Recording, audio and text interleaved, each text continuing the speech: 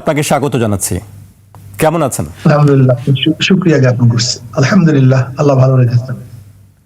জি, আজকে তাহলে আমরা শুরু করতে পারি। আমি প্রথমেই নির্বাচনের পরিস্থিতি সম্পর্কে আপনার কাছে জানতে চাই। নির্বাচনের তো আর খুব বেশি দিন বাকি নেই। এর মধ্যে আপনাদের যে ইসলামিক জোট আছে 11টি দল তার মধ্যে যুক্ত হয়েছে। সমঝোতা নিয়ে একটি আলোচনা চলছে, সেটি এখনো চূড়ান্ত হয়নি। সেটি কি অবস্থা আছে একটু আমাদেরকে বলবেন? আমি নামের ব্যাপারে একটু সংশোধনী দিতে চাই। প্রথমত ইসলাম ও দেশপ্রেমিক অ্যালায়েন্স। জি, শুধু ইসলামিক জোট না, ইসলাম ও দেশপ্রেমিক অ্যালায়েন্স আমাদের। আলহামদুলিল্লাহ, আমরা আমাদের অবস্থান এখন পর্যন্ত ভালোই আছি। আশা করি ইনশাআল্লাহ যদি আমরা ঐক্যবদ্ধভাবে নির্বাচন করতে পারি তাহলে বাংলাদেশের জনগণ এই অ্যালায়েন্সকে গ্রহণ করবে বলে আমি মনে করি। জি, আমরা বিভিন্ন পত্রপত্রিকার খবর দেখছি, সেখানে বলা হয়েছে আসলে যে কতটি আসনে কে প্রতিদ্বন্দ্বিতা করবে সেটি এখনো চূড়ান্ত হয়নি। এর মধ্যে আমি গণমাধ্যমের একটি খবর আমি আপনাকে বলতে চাই। সেখানে সবশেষ বলা আছে যে 40টি আসন ইসলামিক আন্দোলনকে দেওয়ার ব্যাপারে আলোচনা হচ্ছে। মানে সে ব্যাপারে আপনারা কি বলবেন? আমি বলবো আসলে কেউ কাউকে সিট দিবে বা আসন দিবে এরকম আমি জানি না। আমাদের অ্যালায়েন্সটা হয়েছিল সবাই সম্মিলিত ভাবে আমরা যে যেখানে ভালো অবস্থানে আছি সে সেখানে নির্বাচন অংশগ্রহণ করবে। এইটা হলো আমাদের মূল ভিত্তি। এখানে আমরা কারোর সাথে জোট করি না যে সে আমাদেরকে সিট ভাগ করে দিবে। আর যেখানে আপনারা মনে করেন ইসলামী আন্দোলন জামাত তার একটা জোট, এইটাই যদি প্রসিদ্ধ হয়, ইসলামী আন্দোলন বাংলাদেশ যদি 40 আসনে নির্বাচন করে তাহলে অন্য যারা দল আছে তারা কত আসন নির্বাচন করবে?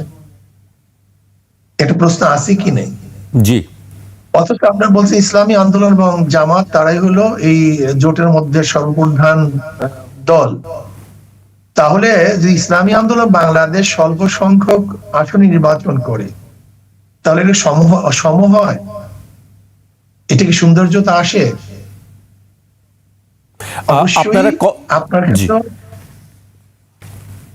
জি জি, আপনারা কতগুলো আসনে জয়ী হতে পারেন বলে আপনারা মনে করেন? আসলে দেখেন, আমরা কতগুলি আসনে জয়ী হতে পারি এরকম আমরা নির্দিষ্টভাবে বলতে পারবো না। তবে আমরা আমাদের সাংগঠনিক ভাবে যে জরিপ করেছি, আমরা দেখেছি যে আমাদের সিটগুলির অবস্থানটা কি এবং কে কোন জায়গায় ভালো অবস্থান আছে, এরকম আমরা বিভিন্ন সেক্টরে আমরা জরিপ করেছি। সেখানে আমাদের ইসলামী আন্দোলনের দলীয় রিপোর্ট আমরা যা দেখেছি সেখানে 43টা সিট আমাদের এই গ্রেডে, তারপরে বি প্লাস, বি, সি। আমি এই কথা বলবো না যে 43টা সিটি আমরা বিজয় হব, সেই কথা কিন্তু বলছি না। জি, আমি বলছি আমাদের জরিপে এগুলি আমাদের ভালো হওয়ার মতো হতে পারবই এরকম আমি নিশ্চয়তা করছি না বা দিচ্ছি না। সম্ভাবনার কথা বলছেন? 143টা সিট। জি, 143টি সিটের কথা বলছেন? জি, 143টি সিটে আপনাদের জয়ের সম্ভাবনা আছে সেটি বলছেন? মানে আমাদের এ প্লাস, মানে এটা আমাদের এই গ্রেডের। জি, সেক্ষেত্রে একেবারে 143টার মধ্যে যদি আমি ধরি যে নিশ্চিত কতগুলি আসনে আপনারা জয়ী হতে পারেন বলে মনে করেন? এটা তো খুব কঠিন, তবে ইনশাআল্লাহ আমরা সিংহভাগ ভালো একটা ব্যাপক সিটি ইনশাআল্লাহ আশা করি ভালো রেজাল্ট করব, কিন্তু সংখ্যা নির্ধারিত বলা খুবই কঠিন। জি, এবার জামায়াত প্রসঙ্গে আসে। আপনি অনেকবারই আপনার বক্তব্য আমরা শুনেছি। জামায়াত ইসলামী আকীদা নিয়ে আপনি প্রশ্ন তুলেছেন, তাদের ধর্মবিশ্বাস এগুলো নিয়ে অনেক কথা হয়েছে। মানে সেই জায়গা থেকে কি আপনি আপনার বক্তব্য কি একই জায়গায় আছেন নাকি আপনি আপনার বক্তব্য থেকে সরে এসেছেন? জামায়াতকে নিয়ে একটু সংযোজন করতে চাই প্রশ্নটার মধ্যে। আমি আমার তরফ থেকে প্রস্তুত করেছি, ব্যাপারটা এরকম না। আমাদের মুরব্বিয়ানে কেরাম যে প্রশ্নগুলো তুলছেন আমি সেটা ব্যক্ত করেছি, এবং আমি যে আগে ব্যক্ত করেছি সেই অবস্থানে এখন পর্যন্ত আছি। এখান থেকে না আমরা পিছু করছি, আমাদের ব্যাপারেও জামাত যে আগে বক্তব্যগুলি দিয়েছে তারা সেই অবস্থানে আছে। এরপরেও আমরা একটা অ্যালায়েন্স করেছি দেশ, মানবতা এবং ইসলামের স্বার্থে। জি, সেক্ষেত্রে যদি আপনারা নির্বাচিত হন, যদি সরকার গঠন করতে পারেন, সেই ক্ষেত্রে আসলে রাষ্ট্র পরিচালনা কিভাবে হবে, একটু যদি আমাদেরকে বিস্তারিত বলতেন। কোরআন ও সুন্নাহর ভিত্তিতে হবে। জি, কোরআন ও সেটি কি- সুন্নাহর ভিত্তিতে হবে। জি, শরিয়া আইন যেটি বারবার বলা হয় যে শরিয়া আইনের ভিত্তিতেই রাষ্ট্র চলবে, সেই শরিয়া আইন কি আমাদেরকে একটু বলবেন যে আসলে সেটি কিভাবে, কাঠামো কি হবে, রাষ্ট্র কাঠামোর ব্যবস্থা কি হবে, বিচার ব্যবস্থা কি হবে? দেখেন, আমাদের মূল ব্যাপারটা কি হলো যে কোরআন ও সুন্নাহ, কোরআন ও সুন্নাহ, ইজমা, কিয়াস, জি এই ভিত্তিতে যে আইন রচিত হয় তাকে বলা হয় শরিয়া। শরিয়া শব্দ অর্থ আইন, কানুন। জি আসলে শরিয়া শব্দ প্রয়োগ তো আমাদের আসলে সাধারণের মধ্যে একটু কম। এই জন্য শরিয়াকে কি যেন মনে করে, আসলে শরিয়া শব্দ অর্থে আইন, আইন প্রণয়ন করা, আইন বাস্তবায়ন করা, আইন কি শরিয়াতে, মানে আরবিতে শরিয়াত বলা হয়। আর শরিয়াতে শব্দ রাস্তা, পন্থা, পদ্ধতি, প্রক্রিয়া, বিভিন্ন অর্থ শরিয়াতের আছে।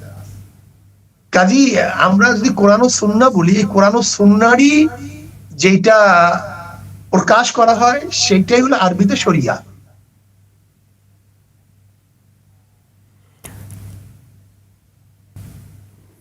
জি, আপনি নিশ্চয়ই শুনতে পাচ্ছেন আমার কথা। আমি আরেকটি বিষয় উল্লেখ করতে চাই যে নির্বাচন নিয়ে আপনারা বলেছেন যে নির্বাচনের নিরপেক্ষতা নিয়ে প্রশ্ন তুলেছেন, নির্বাচন সুষ্ঠুভাবে হবে কিনা সেই বিষয়েও আপনি প্রশ্ন তুলেছেন। আসলে আপনি এখন কিভাবে দেখছেন নির্বাচনের পরিস্থিতি, কি আছে নিরপেক্ষ নির্বাচনের মতন? দেখেন, আসলে নির্বাচন পরিচালনা করবে কে? প্রশাসন। লেভেল প্লেইং ফিল্ড তৈরি করবে কি? প্রশাসন। অথচ প্রশাসনের ব্যাপারে তো সবাই আপত্তি, আপনাদেরও আপত্তি যে প্রশাসন ঢিলা ঢালা হয়ে গেছে। তারা তাদের যেই কাজগুলি, সেই কাজগুলি তারা আঞ্জাম দিচ্ছে না। দেখা যায় আইন শৃঙ্খলার অবনতি হয়েছে। দেখা যায় যে হাদির মতো এক ব্যক্তিত্ব, সেও তাকেও দুনিয়ার থেকে বিদায় হতে হয়েছে। আবার খুলনাতেও দেখা যায় যে মানুষ এনসিপির একজনকে মেরে ফেলেছে। এরকম আমরা বিভিন্ন জায়গায় দেখছি যে আইন শৃঙ্খলা পরিস্থিতি খুব ভালো না।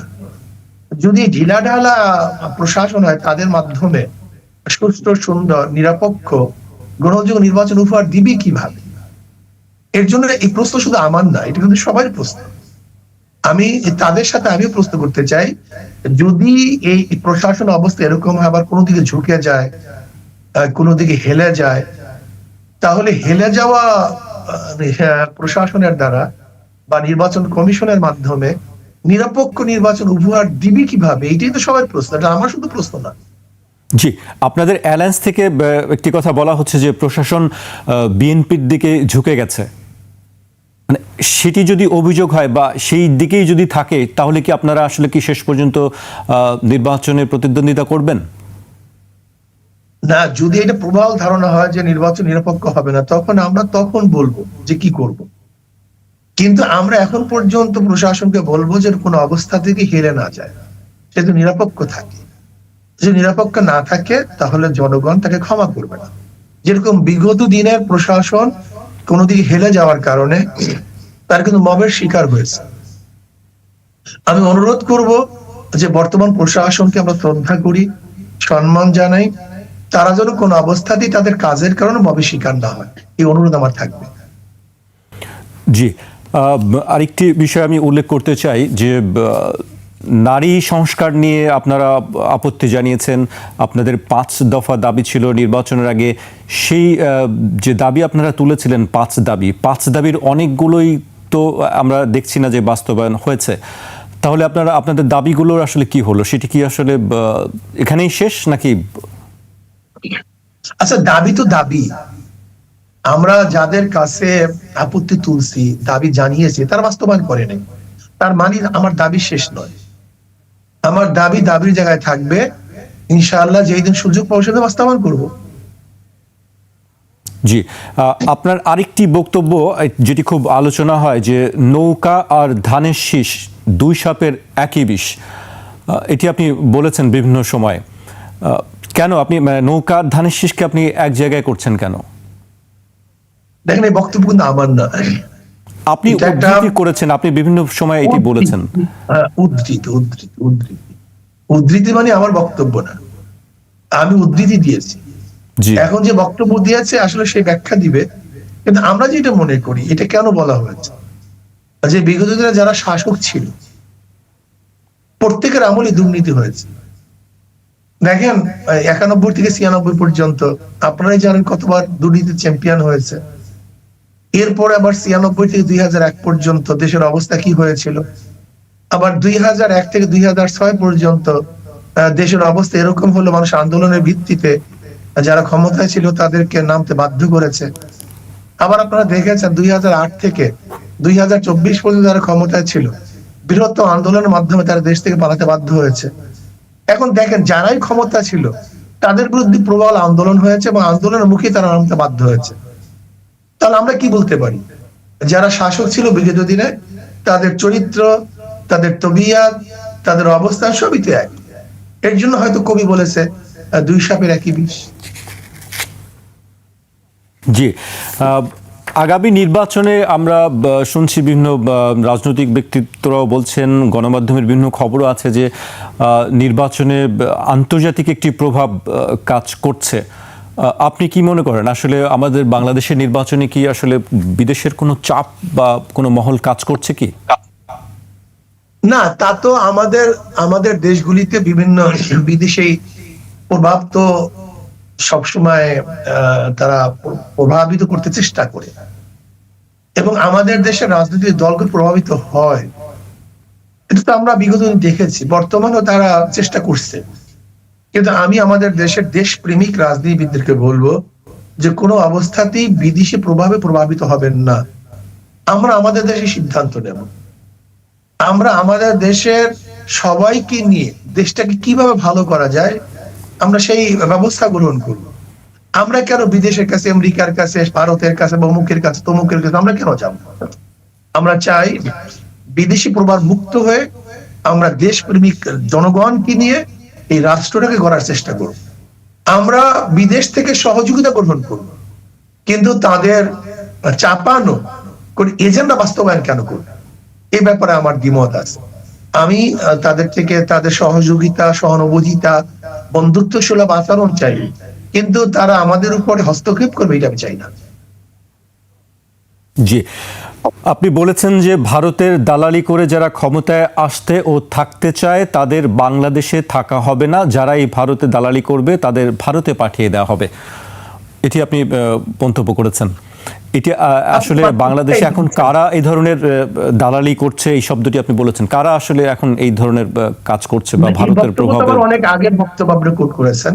জি, এই বক্তব্য আমার মনে হয় 18 মনে হয় বা 16 এরকম। না, এটি এই বছরেরই, এটি অক্টোবর দিকে সম্ভবত হতে পারে। মানে আগের বক্তৃতা আমাদের দেশের যারা বিগত দিনে প্রকাশ্যে দালালি করেছে তারা তো দেখেছেন কি অবস্থা, যাদের দালালি করেছে বা সে দেশেই চলে গেছে এরকম অনেকে মন্তব্য করে। শুধু মন্তব্য আমার না, বর্তমানে যদি কেউ বিদেশে বা শুধু ভারত নয় বিদেশের পাও চেটে তাদের অনুগ্রহ নিয়ে তাদের বুদ্ধি পরামর্শের ভিত্তিতে তারা ক্ষমতায় বসতে চায়, তাহলে বিগত সরকারের যে অবস্থা হবে, অন্য কেউ যদি দালালের ভিত্তিতে ক্ষমতায় বসে তাদের পরিণতি একই হবে। জি, বিএনপির বিরুদ্ধে আপনারা বরাবরই সমালোচনা করেন। আমরা সম্প্রতিও দেখছি যে রাজনৈতিক যে সভা সমাবেশগুলো আপনারা করছেন সেখানে বিএনপির বিরুদ্ধে একের পর এক অভিযোগগুলো করছেন। এই অভিযোগগুলো কি শুধু আসলে বিরোধিতার জন্য নাকি আসলে এটি বাস্তব কোনো ভিত্তি আছে? আসলে দেখেন, আমরা কিন্তু কাউকে শত্রু মনে করি না। যারা দেশের কল্যাণে কাজ করে সবাই আমাদের বন্ধু। খাস করে আমাদের শায়খ মোর্শেদ আব্বাজান রহমাতুল্লাহ আলাইহি তিনি একটা কথা বলেছেন যে আমার কাউ শত্রু না, বিএনপি আওয়ামী লীগ কেউ আমার শত্রু না। যদি তার ইসলামের সাথে দেশের সাথে কাজ করে আমি তাদের হয়ে কাজ করি। কিন্তু তারা যদি ইসলামের বিরুদ্ধে, দেশের বিরুদ্ধে কাজ করে, আমি তাদের বিরোধিতা করি। আমরা কিন্তু ওই মূলনীতির উপরে আছি। আমরা কার শত্রু নেই, কারণ আমরা কারোর সাথে ক্ষমতার ভাগাভাগি বা কাউকে নিয়ে মানে ভিন্ন পদ্ধতিতে ক্ষমতা যাওয়ার এই পরিকল্পনা কখনোই করিনি, আজও করতেছি না। যদি বিএনপি দেশের সাথে, ইসলামের সাথে কাজ করে, আমার কোনো সমস্যা নেই তো, আমার কোনো সমস্যা নেই।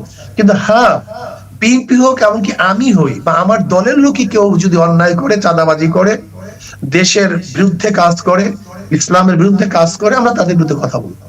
এবং আমি এই কথাও বলি, যদি আমিও করি তাহলে আমার বিরুদ্ধে বক্তব্য আসা উচিত। যদি আমার বিরুদ্ধে বক্তব্য না, বিরোধী দল কোন? ডেমোক্রেসির সবচেয়ে বড় একটা পদ্ধতি হলো বিরোধী দল থাকা। বিরোধী দলের কাজটা কি? সরকারি দল যে ভুলগুলি করবে সে ভুলগুলি ধরিয়ে দেবে, এইটা তো সরকারি মানে বিরোধী দলের কাজ। আমরা যাদের সমালোচনা করি আমাদের তো বিরোধী, আবার আমরা যাদের সমালোচনা সেও আমাদের বিরোধী। উভয় উচিত কি? তার স্টেজ থেকে আমার ভুলগুলি ধরিয়ে দেওয়া, আমার স্টেজ থেকে তার ভুলগুলি ধরিয়ে দেওয়া। যদি উভয় উভয়ের স্টেজ থেকে প্রত্যেকের ভুল ধরিয়ে দিতে পারতাম, তাহলে আমি ভুল করতাম না, যে ভুলের মধ্যেও থাকতাম, সংশোধন হতে পারতাম। কিন্তু আমাদের অবস্থাটা কি? চাটুকারিতা। আমাদের অবস্থাটা কি? ক্ষমতার জন্য মুখ বন্ধ, ভয়ের জন্য, ভীতির জন্য, জেল জুলুম অত্যাচারের জন্য আমরা হক কথা বলি না। নবী আলাইহিস সালাম বলছেন, আস-সাকিতুল হক্কে শাইতানুল আখরাস, যে হক কথার থেকে বিরত থাকে সে হলো গঙ্গা শয়তান। এর জন্য আমি আমার প্রতিপক্ষ বন্ধুদেরকে বলবো, সত্য কথা বলবেন। যদি আমিও কোনো ভুল করি, আমার দল কোনো ভুল করে, অন্যায় করে, অবশ্যই তাদের উচিত আমাদের দলের বিরুদ্ধে সেই কথাগুলিকে জাতিকে জানিয়ে দেওয়া। যদি আমাদের বিরুদ্ধে, আমাদের দলের বিরুদ্ধে সত্য কথাগুলি জাতিকে জানিয়ে দেওয়া হয়, তাহলে আমাদের মধ্যে সে ভুল থাকবে না, সংশোধন হয়ে যাব। আর আমরাও যদি তাদের ভুলগুলিকে জাতির সামনে জানিয়ে দেই, তাহলে তারা সংশোধন হয়ে যাবে। এর জন্য উভয় স্টেজ থেকে উচিত যে প্রত্যেকের ভুলগুলি ধরিয়ে দেবে, কিন্তু সত্য হওয়া চাই, মিথ্যার আশ্রয় না নেওয়া চাই। কিন্তু আমরা মিথ্যার আশ্রয় নেই, যেটা সম্পূর্ণ হারাম, অবৈধ, কোনো মতই মিথ্যা। না নাস্তিকদের কাছে বৈধ, না হিন্দুদের কাছে বৈধ, না ইহুদি খ্রিস্টানের কাছে বৈধ, না ইসলামের কাছে বৈধ। এর জন্য আমি মনে করি মিথ্যার আশ্রয় না নেই, সত্য কথাগুলো উপস্থাপন করি। যদি আমার বিরুদ্ধেও কোনো সত্য অভিযোগ থাকে, সেটাকে বলার জন্য আমি বলবো, জাতীয় স্বার্থে। আর যদি ব্যক্তিগত কোনো স্বার্থ হয়, ব্যক্তিগত, যার জাতীয় স্বার্থ নেই, ব্যক্তিকে বলবে। সেটা ব্যক্তিগত কোনো ভুল প্রকাশ করা আসলে আদৌ ঠিক না, কিন্তু জাতীয় ভুল এটা অবশ্যই জাতিকে জানাতে হবে। জি, আপনার বক্তব্য স্পষ্ট। আপনি জাতীয় ঐক্যের সরকারকে আসলে কিভাবে দেখছেন? জাতীয় ঐক্য সরকার তো ওটুকু ভালো। আমি তো এর জন্যই বলেছিলাম, যারা যেমন বিএনপি, তারেক সাহেব তো বারবার বলেছেন তিনি জাতীয় সরকার গঠন করবেন। এর জন্য আমরা বলছিলাম পিআর সিস্টেমে জাতীয় সরকার গঠনের সবচেয়ে ভালো পদ্ধতি ছিল। যদি পিআর সিস্টেম নির্বাচন হইতো, তাহলে সব আদর্শের, সব দলের, সব মনের মানুষ, সব ধর্মের মানুষ সেখানে অংশগ্রহণ করতে পারতো। এটা জাতীয় সরকার সবচেয়ে চমৎকার একটা রূপরেখা ছিল। যাই হোক, সেটা যেহেতু হয়নি, এখন আমরা বলবো যে আগামীতে যারা নির্বাচিত হবেন, যদি মনে করেন সবাইকে নিয়ে সরকার গঠন করলে দেশ ভালো হবে, তাহলে এটা ভালো। বিগত সরকারের মতন অনেকটা হয়ে যায় না যে আসলে বিরোধী দল বলে তখন আসলে কিছু থাকে না, বিরোধিতার করার কিছু থাকে না, সবাই একই রকম হয়ে যায় না? হ্যাঁ, এখানে একটা বিশাল পয়েন্ট আছে আপনি যেটা বলেছেন। আসলে বিরোধী দল যদি থাকে, তাহলে সরকার সব সময় সতর্ক থাকে এবং সে অন্যায়গুলি করতে পারে না। কিন্তু আসলে যদি কারোর বানানো বিরোধী দল হয়, আমি এই শব্দই বলবো, তাহলে তো আসলে সে প্রতিবাদ করবে না। আমি মনে করি সরকার গঠন এমন ভাবে করা উচিত যেখানে শক্তিশালী বিরোধী দল থাকবে, এবং বিরোধী দলরা এমন শক্তিশালী হবে যে সরকারের ছোটখাটো বড় সমস্ত অন্যায়গুলি, অবিচারগুলি, ভুলগুলি সংসদ উপস্থাপন করতে পারে। এরকম যদি সংসদ হয়, তাহলে আমি মনে করি দেশটার কল্যাণ হবে। ঐক্যের সরকারে কি সেটি সম্ভব? এটা অনেকটা অসম্ভব। মানে অনেকটা অসম্ভব বলছেন? অনেকটা। এরপরে জানি না, রূপরেখা দেখার পরে তোমার স্পষ্ট হবে যখন এটা শুরু হবে, কেননা এটার মডেল তো এখন পর্যন্ত আমাদের কাছে নাই। যখন মডেল হবে, তখন হয়তো বা ভুল ত্রুটিগুলো আমাদের কাছে স্পষ্ট হবে। জি, আপনি নিশ্চয়ই আরেকটি বিষয় আপনি জানেন, সবাই জানি যে মব নিয়ে খুব আলোচনা হয়, আলোচনা সমালোচনা আছে, এবং এটি যারা শিকার হচ্ছেন তারা দিক থেকেও আপত্তি, মানে এটি নিয়ে আসলে কারোর পক্ষেই, মানে এটির পক্ষে বলার মতন কেউ আমি পাইনি। ইসলাম ধর্মে আসলে মবের জায়গাটা কোথায়? প্রশ্নই আসে না। এটি ইসলাম ধর্ম সম্পূর্ণ হারাম করছে, জায়েজ নেই। সবাই সবাইকে অপমান অপদস্থ করা, এটা তো এমন সম্পূর্ণ জায়েজ নেই, হারাম। এবং আমাদের বিগত দিনে যাদেরকে যেভাবে করা হয়েছে এটাও ঠিক না, আবার তারা যা করছে তাও ঠিক না। এটা হয়তো বা অনেক ব্যথা বেদনার থেকে এরকম হয়েছে, কিন্তু হওয়া উচিত না। এর জন্য আমি বলি যে আসলে আমাদের থেকে এরকম কিছু না হওয়া উচিত, যারা মবের শিকার হই আমাদের সতর্ক হওয়া উচিত, এবং যারা এই কাজগুলি করছে আমি মনে করি তাদেরও এই কাজ থেকে বিরত থাকা উচিত। এটা অবশ্যই ঠিক না। জি, মানে আইন হাতে তুলে নেওয়াটা তো নিশ্চয়ই, সেক্ষেত্রে আপনাদের তো একটি আবেদন থাকার কথা বা একটি আহ্বান থাকার কথা যে আইন আসলে, কিন্তু তারপরে আমরা বারবার দেখছি যে প্রায় এই ঘটনাগুলো ঘটছে। আসলে আমাদের কথা যারা মানে তারা তো আর এই ঘটনা ঘটায় না, যারা হয়তো মানে না তারা এই ঘটনা ঘটিয়েছে। কিন্তু আমি বলবো বাংলাদেশের জনগণের, গোটা দুনিয়ার কাছে বলবো যে আসলে আইন হাতে তুলে নিলে আর কিছু থাকে না। আর আইন যারা প্রয়োগ করে আমি তাদেরকেও বলবো, যদি আইন কোনো দিকে ঝুঁকে যায় তাহলে মানুষ আইন মানতে চায় না। আপনি দেখেছেন আমাদের বাংলাদেশের অবস্থাটা কি, দুর্নীতির কোন পর্যায়ে পৌঁছছে। সরকার চলে গেছে, বিচারপতিরা চলে গেছে, সরকার চলে গেছে, যারা নির্বাচন কমিশন তারাও চলে গেছে, সরকার চলে গেছে, পুলিশ বাহিনীর প্রধান তিনিও চলে গেছেন, সরকার চলে গেছে, এমনকি মসজিদের ইমাম সাহেব সেও চলে গেছেন। তার মানেটা হলো এই যে আসলে আমরা কেউ নিরপেক্ষ ছিলাম না। আমি মনে করি যে যতক্ষণ পর্যন্ত প্রতিষ্ঠানগুলি নিরপেক্ষ না হবে, আদর্শবান না হবে, নীতিবান না হবে, ততদিন পর্যন্ত এই রাষ্ট্র কোনোদিন মেরামত করা সম্ভব না, সুন্দর হওয়া সম্ভব না। বাংলাদেশে একটি কথা বেশ অনেকদিন ধরেই আলোচনা চলছে যে মৌলবাদের উত্থান ঘটছে, ইসলামপন্থীদের উত্থান ঘটছে, দক্ষিণপন্থীদের উত্থান ঘটছে। এই বিষয়গুলো নিয়ে গত বেশ কয়েক মাস ধরে আলোচনা চলছে, এবং এটাতে নিয়ে উদ্বেগ প্রকাশ করা হয়েছে বিভিন্ন সময়। আন্তর্জাতিক গণমাধ্যমগুলো, দেশের রাজনীতিবিদরা যারা আছেন তারাও এটি নিয়ে কথা বলছেন। আপনি আসলে এই বিষয়টিকে কিভাবে দেখছেন? আচ্ছা, আমি বলবো এই শব্দগুলি কাদের, এই শব্দগুলি কারা প্রণয়ন করেছে? মৌলবাদ, চরমপন্থী, উগ্রপন্থী, দক্ষিণপন্থী, এই শব্দগুলি প্রণয়ন কারা করছে, আবিষ্কার কারা করেছে? আমি তাদের কাছে প্রশ্ন করতে চাই, মৌলবাদ বলতে কি বুঝেন আপনি? যদি ইসলামকে আপনি মৌলবাদ মনে করেন তাহলে আমাদের সেই ইসলামী মৌলবাদ। আমি মুড়ির উপরে আছি, যে মুড়ির উপরে থাকে সেই তো মৌলবাদ। আপনি এটাকে যদি গালি হিসাবে নেন, আমি বলবো, মনে করব আপনি ইসলামের দুশ্মন, ইসলামের শত্রু, দেশের শত্রু। 92% মুসলমানদের দেশে যদি ইসলাম যারা পালন করবে তাদেরকে মৌলবাদ বলে গালি দেন, তাহলে তারা তো এই 92% মুসলমানদের দুশ্মন। হিন্দু যারা মৌলবাদ আছে তাদেরকে যদি মৌলবাদ বলে গালি দেন, তারা হিন্দুদের দুশ্মন।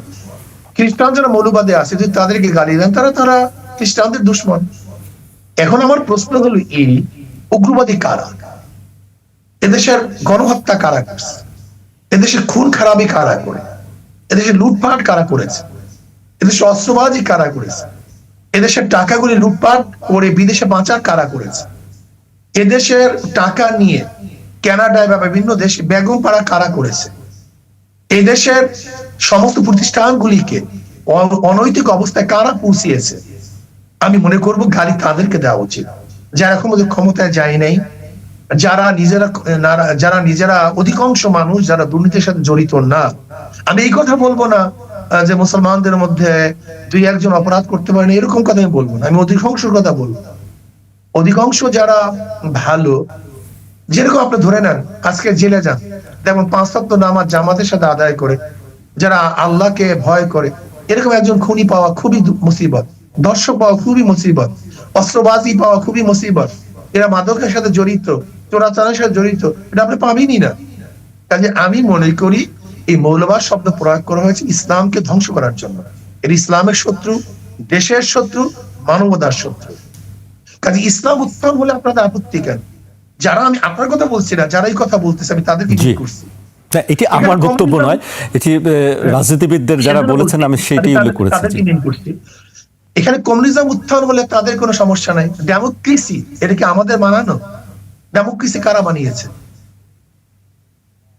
এখানে ডেমোক্রেসি উত্থান হলে কোনো সমস্যা থাকে না, সেকুলারিজম উত্থান হলে কোনো সমস্যা থাকে না, এখানে সোশ্যালিজম উত্থান হলে সমস্যা থাকে না, ইসলামিজম উত্থান হলে এদের সমস্যার কারণটা কি? এর সঙ্গে আরেকটু যোগ করতে চাই, এর সঙ্গে নারীদের একটি নিরাপত্তার বিষয়টি বলা হয় যে ধর্মীয় যারা আসবে, ক্ষমতা আসলে নারীর চলাফেরার স্বাধীনতা খর্ব করা হবে, নারীর পোশাকের স্বাধীনতা খর্ব করা হবে, এই ধরনের কথা বলা হয়। সে বিষয়ে আসলে আপনাদের বক্তব্য কি? আসলে দেখেন, আপনি ইতিহাস সম্পর্কে জানেন, এক সময় যারা উলঙ্গ চলতো তারা হলো প্রতিটা আবৃত্তি করতো, এটা আপনি দেখেন ইতিহাসে। এবং যারা শালীন পোশাক পরতো এরা সব জমিদার, এরা সব কুলীন, এরা ব্রাহ্মণের, এমন হিন্দুদের ব্রাহ্মণ মেয়েরাও তারা কিন্তু শালীন পোশাক পরে ঘুরতো। আপনি ইতিহাস দেখেন, ইতিহাস চর্চা করি আমরা, একটু গোড়ার দিকে চাই। এখন শালীন পোশাক পরলে আগেকার ব্রাহ্মণ মেয়েরা বা ধর্মগুরু যারা ছিল বা ভদ্র বিশিষ্ট মেয়েরা ছিল, তারা শালীন পোশাক পরে সবসময় চলাফেরা করতো। এইটাই ছিল ভদ্রতা। তাহলে এই অভদ্রতাকে ভদ্রতা বানিয়ে ফেলেছি, কথা ঠিক না? আর ভদ্রতাকে অভদ্রতা বানিয়ে ফেলেছি। আমি মনে করি আমাদের আবার ভদ্রতার দিকে ফিরে যাওয়া উচিত, অভদ্রতাকে দূর করা উচিত। আর অভদ্রতা আমাদের কি করেছে আপনি দেখেছেন, বাংলাদেশের অবস্থানটা কি? আজকে আমাদের মা বোনদের ইজ্জত হেফাজত নেই, সুরক্ষিত নেই। আমার মা বোনরা ধর্ষিতা হচ্ছে, ইফটিজিংয়ের শিকার হচ্ছে, তারা এসিড দগ্ধ হচ্ছে, আমাদের মা বোনদের ইজ্জত আবরু রক্ষা হচ্ছে না। আমরা মনে করি ইসলাম মা বোনদের সবচেয়ে বেশি ইজ্জত রক্ষা করার চেষ্টা করেছে। সর্বশ্রেষ্ঠ শ্রেষ্ঠত্বার মর্যাদায় আমার মা বোনকে বসিয়েছে ইসলাম। এবং ইসলাম মা বোনকে সবচেয়ে বেশি শ্রদ্ধা, সম্মান, মোহাব্বত, ভালোবাসা সবচেয়ে বেশি ইসলাম তাদেরকে দিয়েছে। আমি মনে করি ইসলাম ক্ষমতায় আসলে মা বোনেরা এত সুখী হবেন, এত ভালো থাকবেন এবং এত আনন্দিত হবেন যা তারা কোনোদিন চিন্তাও করতে পারেনি। এটা হলো যেরকম মৌলবাদী নাম ইসলামকে দমাবার একটা চিন্তা চেতনা, ঠিক আজকে নারী স্বাধীনতার নামেও ইসলামকে দমন করার একটা অপবাদ ব্যতীত অন্য কিছু না। এটা আমার বিশ্বাস, আমার ধারণা, আমার বক্তব্য। জি, এবার আমি সম্প্রতি নির্বাচনী হলফনামার বিষয়ে আসতে চাই। সেখানে আপনি নিজে হলফনামা উল্লেখ করেছেন, আপনার স্ত্রীর মালিকানায় রয়েছে 187 ভরি স্বর্ণালংকার, পাশাপাশি নগদ অর্থসহ স্ত্রীর অস্থাবর সম্পদের পরিমাণ দেখানো হয়েছে 3,41,65,000 টাকা। অন্যদিকে আপনার নিজের অস্থাবর সম্পদের পরিমাণ দেখিয়েছেন 33 লাখ টাকা এবং স্থাবর সম্পদ 3,15,00,000 টাকা। জাতীয় নির্বাচনের হলফনামা অনুযায়ী আপনার হাতে নগদ রয়েছে 31,12,000 টাকা, অথচ ব্যাংকে জমা রয়েছে মাত্র 1,176 টাকা। আপনার স্ত্রীর কোনো ব্যাংক হিসাবের তথ্য হলফনামায় উল্লেখ নেই। এর আগে সিটি নির্বাচনে নগদ অর্থ দেখানো হয়েছিল প্রায় 45 লাখ টাকা। এটি গণমাধ্যমের খবর বেরিয়েছে যে আপনি সিটি নির্বাচনে আপনার যে হলফনামা ছিল আর বর্তমান যে হলফনামা, সেখানের মধ্যে একটি ফারাক দেখা যাচ্ছে। এই বিষয়ে আপনি আসলে কি বলবেন? ফারাক তো থাকতেই পারে। আমি কাজ করি, কর্ম করি, ব্যবসা আছে, বাণিজ্য আছে, আমার একটা কোম্পানিও আছে। আমি শোনেন, মনে রাখতে হবে, আমি, আমার বাবা, আমার দাদা, আমার দাদার বাবা, আমার বাবার দাদার দাদা, আলহামদুলিল্লাহ আমার বংশক্রমে আল্লাহ ভালো রেখেছেন। বংশক্রমে এমন না যে আমার বাবার থেকে বা আমার দাদার থেকে বা আমার থেকে, আল্লাহ প্রথম দিকে ভালো রেখেছেন। আর দ্বিতীয় কথা হলো, স্ত্রীকে যদি কেউ গিফট করে, সেটা আমি কিভাবে বলবো যে গিফট করবেন না? কথা ঠিক না? আসলে মূল ব্যাপারটা হলো এই, যদি আমি লুকাতাম এইটা সুন্দর, না লুকাইনি এইটা সুন্দর হয়েছে। না, আপনি লুকাননি, আপনি স্পষ্ট করে বলে দিয়েছেন, এটি আপনাকে ধন্যবাদ। আমি যদি অবৈধ হয় সেইটা দেখার বিষয়, চুরি করি, ডাকাতি করি, ঘুষ খাই, অবৈধভাবে আনি, হালাল টাকা যেরকম দেখেন, ইসলামের মধ্যে ধনীও আছে, গরিবও আছে। ওসমান গনি মানে কি? গনি মানেই তো ধনী, তার টাকাগুলো ইসলামের কাজে লেগেছে। সুলাইমান নবী আলাইহিস সালাতু ওয়াস সালাম, তারপরে দেখা যায় আমাদের ইসলামের মধ্যে ধনীও ছিল, গরিবও ছিল, কিন্তু সবচেয়ে বড় কথা হলো যদি টাকা দিয়ে অবৈধ কাজ করা হয়, গুনার কাজ করা হয়, সেটা হলো হারাম। আর ইসলাম এই টাকা দিয়ে যদি হালাল কাজ করা হয়, দিনের খেদমত করা হয়, এটা তো খুবই ভালো। সমস্যা কি? আমি জি একটা কথা বলতে চাই, ইসলামের মধ্যে ক্ষমতাবানও ছিল আর কাফেরদের মধ্যে ক্ষমতাবান ছিল। ইসলামের মধ্যে ধনী ছিল, আবার বেঈমানদের মধ্যে গরিব ছিল, আবার বেঈমানদের মধ্যে ধনী ছিল। এই দুটোর মধ্যে পার্থক্যটা কি? আমরা মনে করি যেই ক্ষমতা ও অর্থ ন্যাকের কাজে লাগে, সেই অর্থ এবং ক্ষমতা এটা রহমত। আর যেই অর্থ এবং ক্ষমতা গুনার কাজে ব্যবহার হইতে হয়, সেই অর্থ এবং ক্ষমতা এটা হলো জহমত, এটা হলো গজব। এটি হলো মূল পার্থক্য।